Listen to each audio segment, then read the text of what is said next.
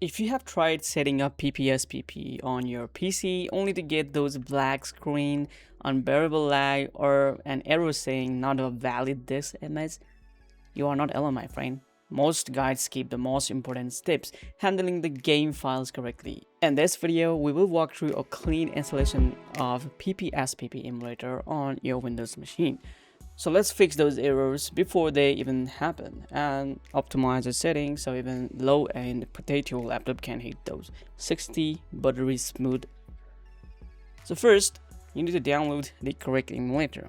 So start by opening your Brave browser or Google Chrome and go to the official website PPSSPP.org and make sure that you guys are downloading from the official source to avoid security risk.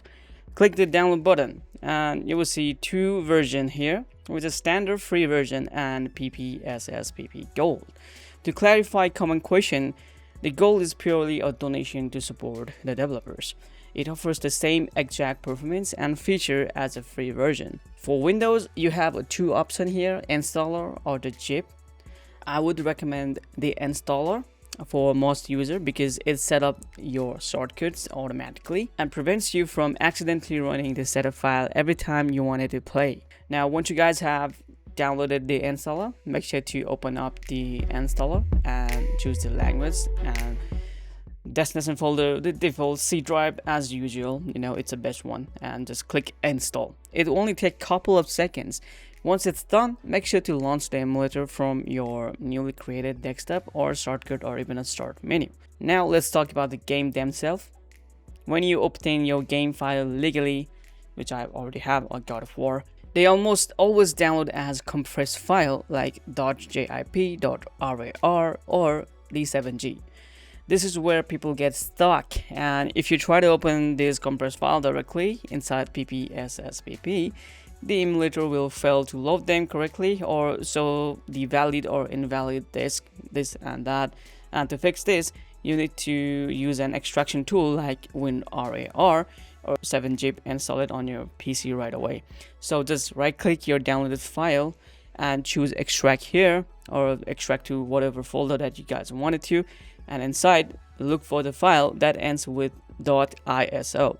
This .iso file is actual virtual disk, and you can create a dedicated folder on your computer, name it like a PSP games or ROMs, whatever you guys wanted to, and move your extracted file over there. Now you guys can delete those original .zip or RAR just to save storage on the space on your computer. Now open up the PPSSPP emulator from your start menu. Your game library will look completely empty at first. You just need to load the game. So just click on load and find the directory that you guys have extracted the ISO file, and then just click that and load. Boom, there you go.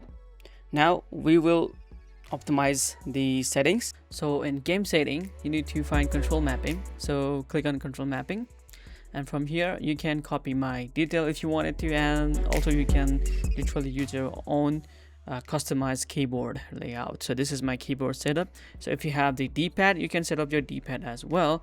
And if you wanted to set this up easy way on your D-pad or your joystick, you need to click on show PSP. Or setting up your joystick is completely easy. Just click on buttons and then bind your keys and you guys are good to go.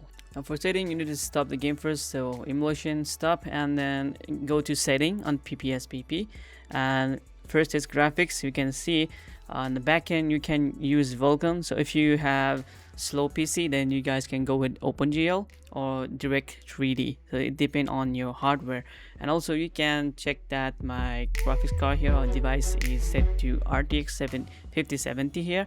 On the rendering resolution, if you have a decent PC, you can go with 4K PSP, or if you have potato, you can stick with 2x PSP. So I have a good PC, so I'm sticking with 10x. And in anti-aliasing, you need to set this to off, because if you turn this on, it will go crazy slow. So scroll down to the end and you should see show FPS counter. So just check those boxes if you wanted to see how much your computer is performing on this emulator. Just turn both of these show speed and show FPS counter on. your emulator is now optimized, organized, and ready to go. So if you ran into any specific issue, directory errors, or save states crashes, drop a comment down below, and I will do my best to help you troubleshoot. Don't forget to leave a like if this video helps you out.